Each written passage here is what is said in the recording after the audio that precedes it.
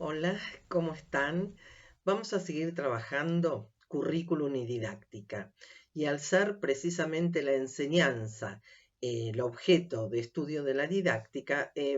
bien sería oportuno recordar estas características que nos da de la enseñanza Cristina Davini cuando se refiere a las metodologías de la enseñanza.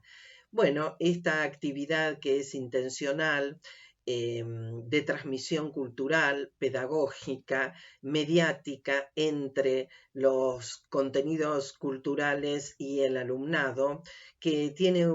cumple un proceso, que tiene un desarrollo, que es metódica, que no es azarosa, que es intencional y que también se desarrolla en tiempos determinados. Precisamente en este sentido, entonces, la categoría tiempo puede ser una mirada interesante para el abordaje de la didáctica. ¿Cómo estudiar el tiempo? Bueno, podemos encontrar antecedentes del tiempo didáctico y los tiempos de enseñanza en el marco de la historia de la pedagogía, es decir, de las doctrinas pedagógicas, de estos abordajes sistemáticos, normativos, que generalmente remiten a las aulas. Y por otro lado, también podemos hacer recorridos desde la propia historia de la educación, es decir, estudiando los distintos pueblos, las instituciones, las características de los procesos de enseñanza y, por otro lado, los tiempos de abordaje que cada uno de ellos tienen en los distintos niveles o disciplinas o ciencias que se trabajan. Bueno, precisamente uno de los pueblos que más nos llama la atención desde la historia de la educación, por la incidencia que tiene, sobre todo en el enfoque que más nos llega de la helenística y del periodo romano, es el pueblo de Egipto. Precisamente en este último milenio, donde nos llega a la incidencia de las prácticas de comunicación, de abordaje de las distintas ciencias, de los tiempos distribuidos entre los distintos cuerpos epistémicos y cómo se transmiten, de esta enseñanza para la práctica, de estos tiempos dedicados a la actividad que lo que interesa es la diversidad o la integridad de los distintos cuerpos epistemológicos en el proceso de enseñar y de aprender. Y allí en la escuela elemental aparecen características diferentes, pero muy interesantes para nuestras herencias, de la escuela superior, o llamada también la casa de vida, que se desarrollaba a partir de los 17 años, lo que nosotros diríamos el periodo universitario. Entonces, esta tradición, por ejemplo, del pueblo egipto, nada lejos de lo que pueden ser las miradas de la organización curricular o de las tradiciones que Occidente tiene desde la modernidad en el campo de la didáctica. Precisamente para Platón, ya que nos estamos refiriendo al periodo, ¿no es cierto?, el helenístico del pueblo egipcio, para Platón el tiempo es un desarrollo vital, es cíclico. Para Aristóteles es proceso, es decir, supone un antes, un desarrollo y una continuidad, un efecto de este devenir. Estas miradas no quedan tampoco lejos de lo que han sido las consideraciones de la didáctica desde el punto de vista del proceso de enseñar y aprender. Si ya nos vamos al periodo, por ejemplo, de medieval y de la patrística, por ejemplo, San Agustín, San Agustín habla de un tiempo interior, de un tiempo anímico, de lo que le pasa al sujeto, al niño, al joven, frente a este proceso de enseñar, y cómo critica el autoritarismo, sea de los padres o de los mismos educadores y cómo incide en el ánimo y en la situación psicológica del estudiante. Este obispo de Hipona, que más bien se lo recuerda desde el proceso de la patrística, desde el campo de la filosofía, tiene verdaderamente mucho impacto en las consideraciones acerca del enseñar y aprender. La modernidad continuó con los debates teológicos, físicos, psicológicos acerca de los tiempos. Y precisamente uno de los pilares, que es el empirismo, uno de los pilares que van a impactar, ¿no es cierto?, en el siglo XVII en la ideología comeniana, ha sido Bacon, quien nos habla del tiempo del contacto con la naturaleza, de los tiempos de observación del mundo natural. Y allí precisamente la tradición de las enseñanzas y los aprendizajes de las ciencias naturales, además en la educación primaria de nuestro propio país, vemos un antecedente significativo que va a continuar desde también lo que son los abordajes de los distintos campos curriculares en la escuela media. Si nosotros vamos recorriendo rápidamente estas concepciones de tiempo, diríamos que en el siglo XVII, donde podemos distinguir una mirada, por un lado curricular, de los tiempos de abordaje, de los planes de estudio, de las carreras, de las áreas, de las disciplinas, y por otro lado, el tiempo del currículum actuado, que es el tiempo precisamente de la didáctica,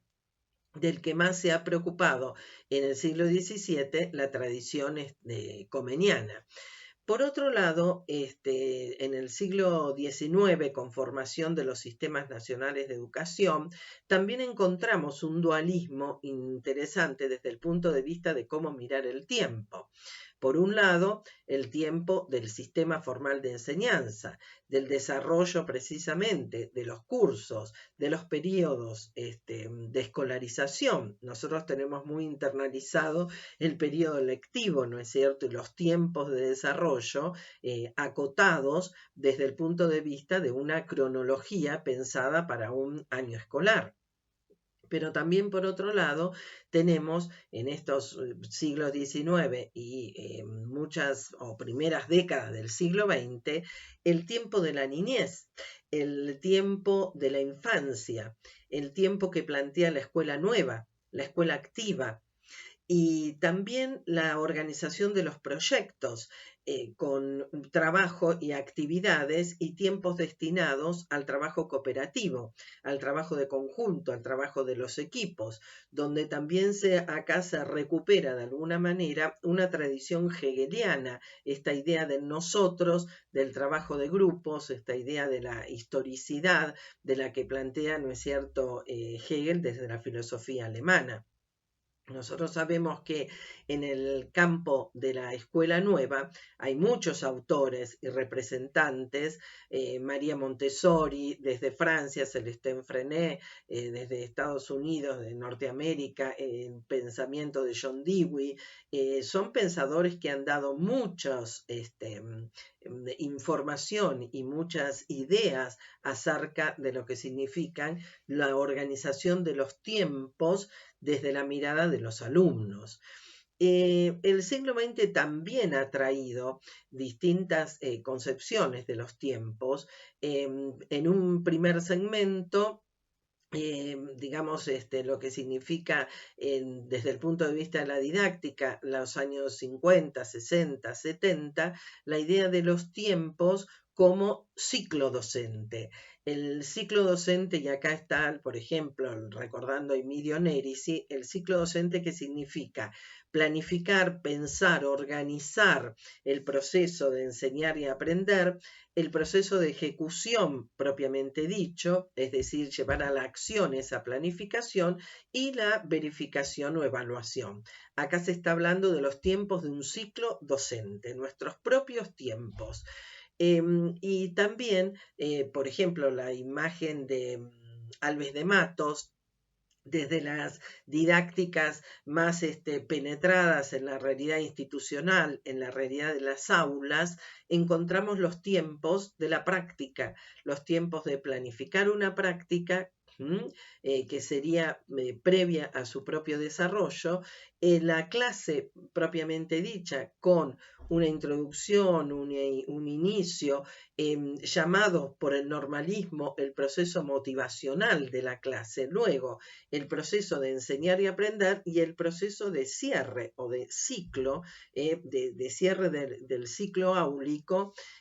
con generalmente alguna verificación, alguna ejercitación, y todavía aparecen tiempos de refuerzo. Los tiempos del trabajo, de los deberes, del trabajo fuera de las aulas, los trabajos domiciliarios que los alumnos, sobre todo de la escuela primaria y también del nivel medio y secundario, deben realizar. El siglo XX entonces nos trae, por un lado, esta mirada de los tiempos bastante estructurados dentro de lo que es una configuración didáctica, y por otro lado también nos oxigena con esa nueva agenda de la didáctica que tanto nos planteaba la querida Edith Litwin, esta mirada interpretativa, reflexiva, de construcción metodológica más que de desarrollo de un circuito predeterminado de programación y de metodologías. Y también la aparición en los años 80 para la Argentina, los 90 sobre todo, del cognitivismo y de la incidencia de la escuela de Harvard. David Perkins, como uno de los representantes más significativos, precisamente nos habla de los tiempos de aprender, ¿no? La mente de los alumnos, los tiempos de prever la mente de los profesores. Y en el aprendizaje pleno nos dice Perkins que conviene dedicar mayores tiempos a los saberes más difíciles y más complejos para la vida de los alumnos. Acá está dando cuenta entonces, primero, una lectura cognitiva, nociológica, epistemológica, desde la propia ideología del docente, desde lo que el docente considera que son, desde el punto de vista disciplinario, los saberes más complejos. Pero por otro lado, van creciendo las miradas experienciales de las propias prácticas docentes, donde vamos reconociendo qué es lo que les cuesta más a los alumnos. De ahí, ¿no es cierto?, el crecimiento de la experticia docente y lo que se valora el recorrido de las prácticas de los docentes como los propios aprendizajes que vamos realizando y desde las reflexiones de la propia práctica. También digamos que esta mirada nociológica, esta mirada epistemológica del docente acerca de cómo entendemos nosotros el proceso de aprendizaje, pero desde la enseñanza, también nos permite la planificación de los tiempos en las propias actividades de los alumnos. Y acá hay un trabajo de Camiglione y Levinas que se llama Pensar, Descubrir y Aprender. Y en este trabajo los autores hablan de cómo organizar para las ciencias sociales un circuito de actividades considerando los tiempos de su desarrollo. Primero, con una consigna, con una mirada aclaratoria, con una propuesta que puede ser disparadora o bien punto inicial para el desarrollo de otras actividades, pero que también nosotros tendemos a acompañar, y esta es la importancia desde la mirada epistemológica, con un mapa conceptual, con una organización de conceptos, con una estructura de focalizaciones de aquellas ideas que los alumnos van a necesitar para poder abordar el tiempo de los aprendizajes, el tiempo del desarrollo de las actividades. Y luego pueden aparecer relatos, experiencias complementarias, ejemplificaciones, situaciones, descripciones de situaciones que también van a completar esta mirada. Es decir, que es necesario crecer en el reloj del alumno. El tiempo nunca va a quedar alejado como categoría de la didáctica de lo que son los procesos de enseñar y aprender, pero cómo abordarlos y cómo crecer en esta flexibilización es en lo que tenemos que evidentemente poner el acento. Y Edith Lidwin, en el oficio de enseñar, remitiendo a trabajos de la Universidad de Stanford, plantea cómo se puede hablar de los distintos relojes, del reloj del alumno, del reloj del profesor, del reloj de los administradores de la educación, del reloj de los planificadores de políticas públicas, del reloj burocrático. Entonces, los tiempos, también hay tiempos y hay un reloj que es el reloj de repensar, de aprender, de conocer las nuevas tendencias pedagógicas, didácticas, tan necesarias para precisamente poder caminar por un marco de pedagogía crítica y que, por otro lado, nos acerque a estas miradas ya más sociales, comunitarias, de conjunto, sobre las reflexiones del proceso de enseñar de aprender y de las previsiones temporales, del respetar los tiempos de abordaje y de hacer nuevas propuestas temporales que siempre estén mirando al otro. Vamos a seguir con otras categorías didácticas en otros encuentros.